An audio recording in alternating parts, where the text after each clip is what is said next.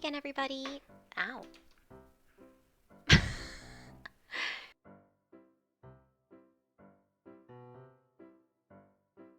Hey there, everybody. It's Melody. How's your day? How you doing? So today I thought it'd be fun if we did a little draw with me video that also doubles as a tips and tricks video. So a 2-for-1, if you will. Basically, I'm going to take you through 4 different strategies that I use to get myself to draw when I don't know what to draw.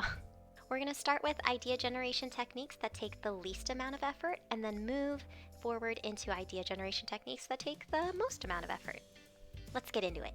So for strategy number 1, one of the easiest ways to get your pencil moving when you don't know what to draw is to participate in what's called a Draw This in Your Style challenge.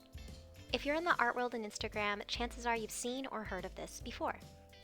The process is super simple. First, find a Draw This in Your Style challenge that someone is hosting. You can see if any artists you follow yourself is hosting a challenge, or you can even browse through the hashtag by searching on Instagram. Once you find an illustration you like and want to recreate in your own style, take a screenshot of it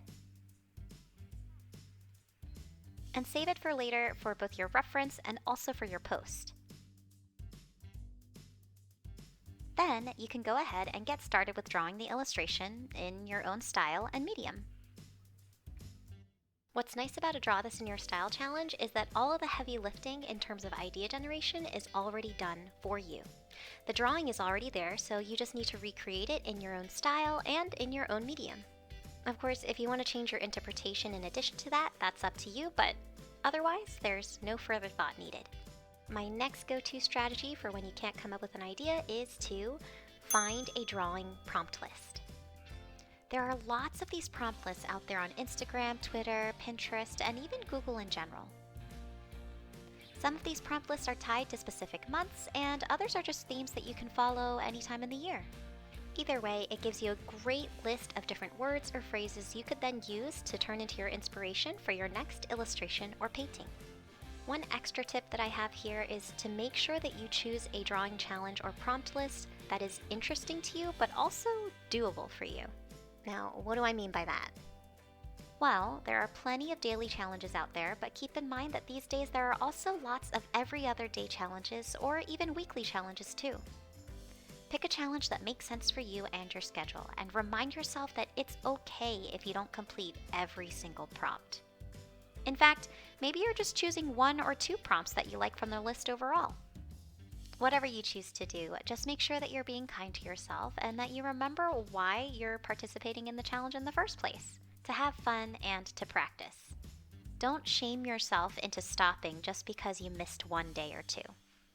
Be happy that you completed any at all, and if you completed multiple, then that's even more awesome. So the third method is actually one of my more recent favorites, and at its broadest you can kind of think of it as creating your own theme, but most specifically I have been looking a lot at my favorite quotes and jokes. First, I compiled a list of my absolute favorite quotes and jokes, from heartfelt to silly or dumb. And then I pick one that I want to use for my illustration and start mentally listing words and phrases that pop into my head when I think about that quote. These words and phrases become the key for what I draw in the end. For example, here you can see my quote, "Reach for the stars," and the resulting illustration. So let's do one really quickly together. Here are my lists. Let's do a pun this time. And you really rock at what you do. I like this one.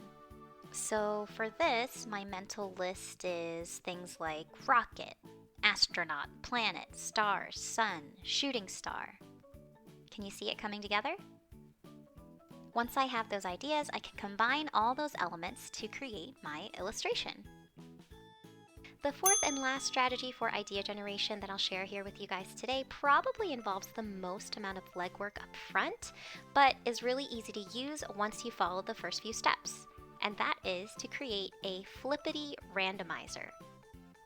I found the Flippity randomizer back when I was teaching, but basically it lets you customize a randomizer wheel with your own categories and items that fall within those categories. Here, I'll show you mine. So here's my Flippity randomizer. I made this years ago and it's still here. I've been thinking about making a new one recently because it's a little out of date at this point. Anyway, here are my categories going across the top, and then you can see all the things that I put underneath those categories in each colored wheel. I usually only spin 2 or 3 of the wheels, but that's totally up to you. Go down to the circular arrow to spin any one of them. Here we got dogs eating sugar cookies at the coffee shop. And that's it. Now I have a potential topic idea for my drawing. Again, this takes the most amount of time up front because you have to go in and create your categories and your wheels and your topic ideas. But after you're done, all of your ideas are there and you just need to hit that spin button. And that's it, you guys. 4 surefire ways to come up with an idea when your brain's wheels just aren't turning. I hope you enjoyed watching this video as much as I enjoyed making it. I mean, hey, I came out of this with a video and 4 new illustrations, so I kind of got a 2-for-1 too. Of course, keep in mind that these 4 aren't the only 4 ways that you might come up with ideas, so let me know in the comments below if you found a technique that really works for you. Well, that's it for today, everybody. Thanks for joining me. Hope to see you next time. Bye!